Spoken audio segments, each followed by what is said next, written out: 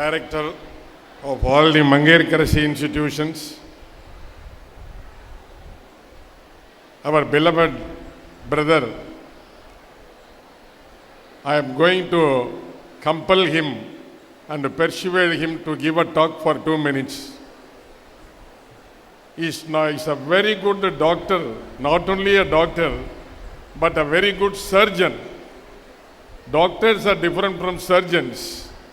Surgeons conduct operations and they save lives. அப்படி பல்லாண்டுகளாக அரசு மருத்துவமனையிலே சிறந்த தொண்டாற்றி அதற்கு பிறகு நாம ஒன்று உருவாக்கணும். மதுரையில் நிறைய பேர் உருவாக்குறவர்கள் தான் கிரியேட்டர்ஸ். எப்படி அரவிந்த் மருத்துவமனை டாக்டர் வெங்கடசாமி அவர்களால் 60 வயதிற்கு மேல் ஆரம்பிக்கப்பட்டது. அரவிந்த் மருத்துவமனை உலக புகழ் பெற்றது. அதுபோல இங்கே வருகை தந்திருக்கிற என்னுடைய லோக குருவாய் இருக்கிற ராகவேந்திரின் பெயரில் வைத்திருக்கிற ராகவேந்திரா மருத்துவமனையின் இயக்குனர் தலைவர். அது மட்டுமல்ல, நம்ம மாதிரி அவர் கல்வி பணியிலும் இருக்கிறார். அவர் ஒரு நர்சிங் காலரும் நடத்துகிறார். என்னுடைய அன்பு சகோதரர் டாக்டர் முருகன் சார் அவர்களே,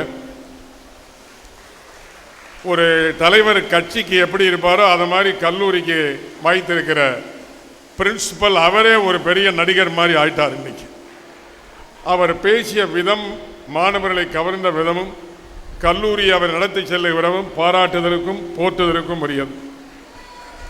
அன்பிற்குரிய உதவி முதல்வர் அவர்களே, துறை தலைவர்களே, பேராசிரியர் பெருமக்களே, நான் இந்த விழா ஆரம்பிப்பதற்கு அனுமதி கொடுப்பதற்கு முன்னால் பல தடவை நான் முதல்வரிடமும் இயக்குநரிடமும் கொண்டு சங்கடப்பட்டேன், பயந்தேன்.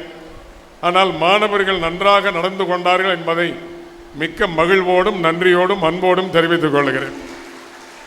ஏன்னா நீங்கள் நல்லா கவனிக்கணும். ஒரே ஒரு வார்த்தையை மட்டும் சொல்லுகிறேன், மனப்பாடம் பண்ணிக்கொள்ளுங்க. அதற்கு முன்னால் நம்முடைய அன்பான அழைப்பை ஏற்று Madurai is a symbol of art.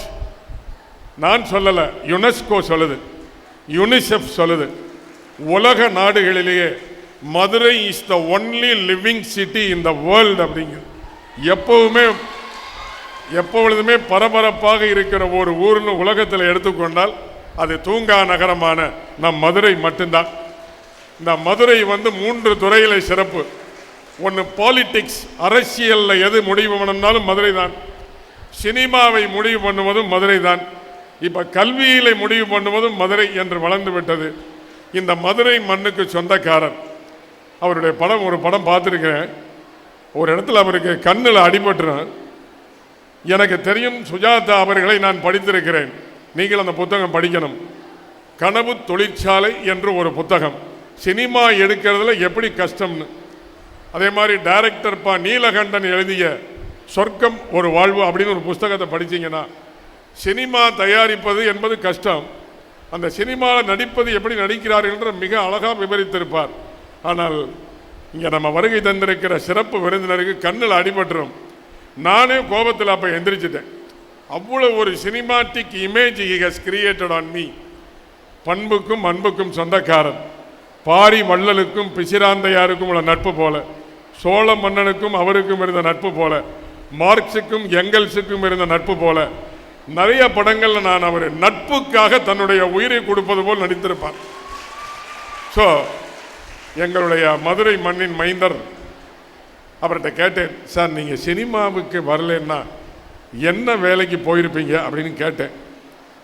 அவர் எங்களை மாதிரி சொல்லலை, ஒரே வார்த்தை சொல்லிட்டார், சார் படிக்கும்போதே முடிவு பண்ணிவிட்டேன் சினிமா தான் என்று. அப்படி முடிவெடுத்து அது ஒரு ஃபேஷனாக இல்லாமல் பேஷனாக சில்வர் ஜூபிலி கொடுத்திருக்கிறார். 25 படங்களுக்கு மேல் நடித்துட்டார். இன்னும் விரைவில் நீங்கள் கோல்டன் ஜூபிலி, பிளாட்டினம் ஜூபிலி எல்லாம் கொடுக்கணும் என்று அன்னை மீனாட்சியை வணங்குகிறேன். கல்லூரி நிர்வாகத்தின் சார்பாக, கல்லூரியின் சார்பாக உங்களுக்கு எங்களுடைய மனமார்ந்த நன்றியை தெரிவித்துக் கொள்கிறேன். மாணவ செல்வங்களே, ஒரே அறிவுரை தான். சார்லஸ் டார்வின் என்று ஒரு அறிஞன் இருந்தான். அவன்தான் உலகத்திலே முதலிலே பரிணாம கொள்கையை சொன்னவன். அவன் சொன்ன ஒரு கூற்றை மட்டும் மனதில் வைத்துக் கொள்ளு. ஒன்று மட்டும், ஷேக்ஸ்பியரை பற்றி படிச்சிருப்பீங்க. 4வது படிக்காதவர், 4வது கூட படிக்காதவர், குதிரை லாயத்தில் வேலை பார்த்தவர், நாடகங்களை பார்த்து கொண்டே இருந்தவர். ஏன் நாமும் நாடகம் எழுதக்கூடாது என்று எழுதி உலகத்தின் புகழ்பெற்ற எழுத்தாளராக மாறியவர் ஷேக்ஸ்பியர்.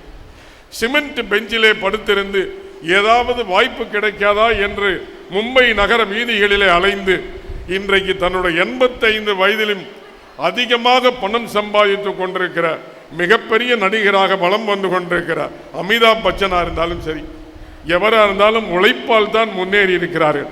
சார்ல்ஸ் டார்வின் சொல்லுவான், any species that is stronger is not important. வலிமையாய் இருக்கிற உயிர் வெற்றி பெறாது. any species that is more intelligent will not succeed. அறிவு இருந்தால் மட்டும் போதாது. any species that is adaptable to the surroundings, சூழ்நிலைக்கு ஏற்ப தன்னை மாற்றிக்கொள்பவன் தான் வெற்றி பெறுகிறான் என்று சொல்லுகிறார். மாணவ செல்வங்களே, உங்களுக்கும் ஒரு சூழ்நிலை வழங்கப்பட்டது. மிக அழகாக கலை நிகழ்ச்சிகளை நடத்தினீர்கள். உங்களுக்கெல்லாம் பல திறமைகள் இருக்கிறது. இதையும் உங்களுடைய படிப்பையும் பிளெண்ட் பண்ணி ஒரு புது சகாப்தத்தை உருவாக்குங்கள். நிச்சயமாக நவீன இந்தியாவில் மிகப்பெரிய இடங்களிலே நீங்கள் அமரப்போகிறீர்கள்.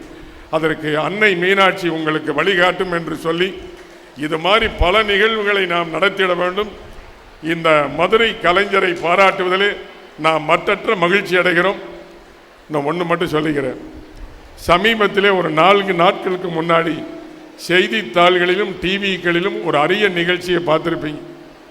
5 நாட்கள் விண்வெளி பயணமாக ஒரு நங்கை விண்வெளிக்கு சென்றார்.